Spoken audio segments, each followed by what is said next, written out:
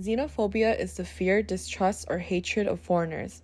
It can lead up to various forms of discrimination, including verbal abuse, physical violence, exclusion from certain opportunities, and systemic marginalization.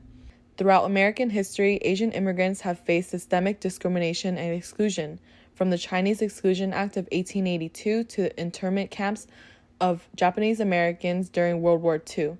In the context of COVID-19 pandemic, xenophobia against Asian Americans have emerged, fueled by misinformation and the desperate need to blame someone or a certain group of people for the virus. Here are some examples of anti-Asian xenophobia during the pandemic. In 2020, Senator John Cornyn said in a press conference on March 18th that China was to blame for the spread of COVID-19 because they are, quote, culture where people eat bats and snakes and dogs and things like that. Another example, on March 10, 2020, a Korean American woman suffered from a dislocated jaw, was grabbed by her hair, punched in the face, and shoved by someone while being screamed at, "You got coronavirus, you Asian blank, and where's your blank mask?" Then on March 14th, a family from Myanmar, including a 2-year-old girl and a 4-year-old boy, was stabbed at a Sam's Club in Midland, Texas, because the suspect feared the family was Chinese and that they were spreading the virus. Conflict theory in sociology is a perspective that sees society as marked by ongoing conflict between different groups, especially over power, resources, and social inequality.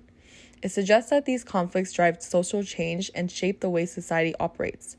Looking at xenophobia against Asian Americans during the pandemic through conflict theory, we are able to see how power imbalances, social inequality, and competition over limited resources contribute to prejudice and discrimination.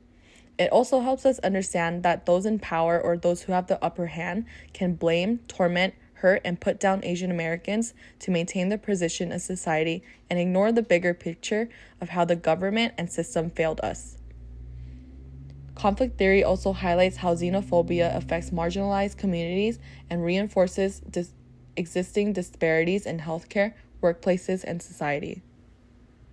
Here are some impacts and consequences of xenophobia in America.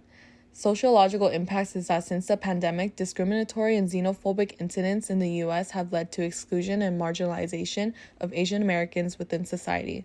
The psychological impacts is that Asian Americans experience emotional and physical traumas. The information, fear, and attitude towards the Asian community during this time has led to anxiety, depression, and concerns for their safety. Economically, xenophobia affects access to essential services, including healthcare.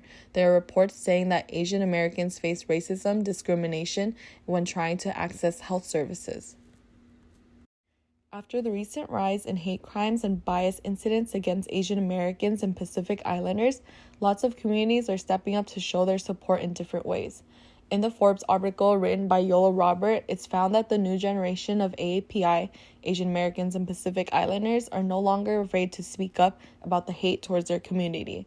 So the hashtag #StopAAPIHate movement on social media was created to bring awareness, provide resources, and educate people about anti-Asian hate and COVID-19.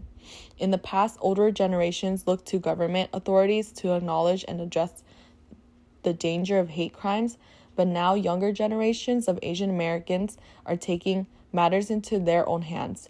Instead of waiting for others to act, they started documenting hate crimes and sharing them on social media like Instagram and Twitter to raise awareness.